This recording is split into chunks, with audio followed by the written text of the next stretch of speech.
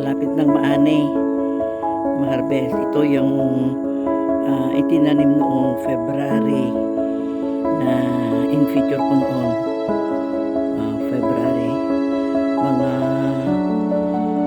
second week di harvest di May nga ta. Ito na ngayon mga kaibigan. Ito yung sabi nila yung ano sa Tagalog yung beet. Yung sa mga ito yung tanim na pang hybrid pero madaling ma-harvest. Gaya ng ano, halimbawa pag tinanim na mga 3 buwan lang ma-harvestan na. Ito na. Kaya nga 110 days.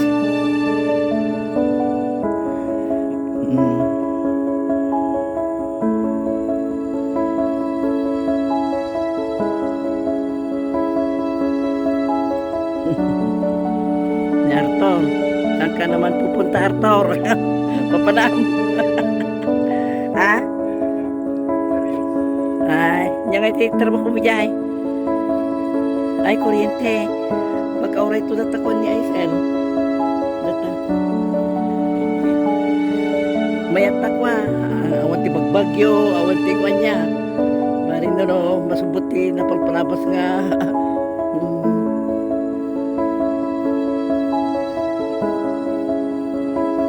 Dati nito ba ito? Dati patpatadar, barang mapatadar ito nga ba? Wan, ito. Wan, hindi patah nga kwa pelang balay. Patpatadar na pelang, adigi na pelang rin na.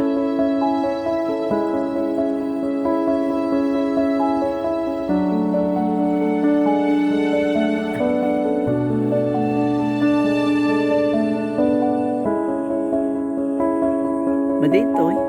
Ramirez.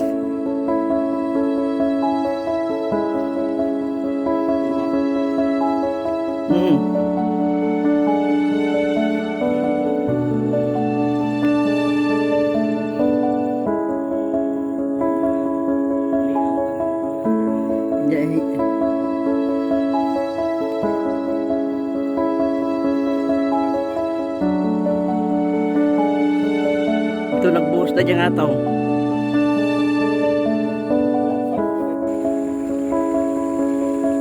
Ito malapit ng maani. Ayan. Itong sa amin, dito sa baba, berde pa lang. Kasi yung nasa sa banda roon, malapit na yon. May 15 days ka pagitan nila, ano, yung nasa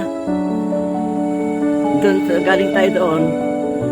May 15 days na pagitan nila nito. Kaya pag doon sa banda roon, maani hanggang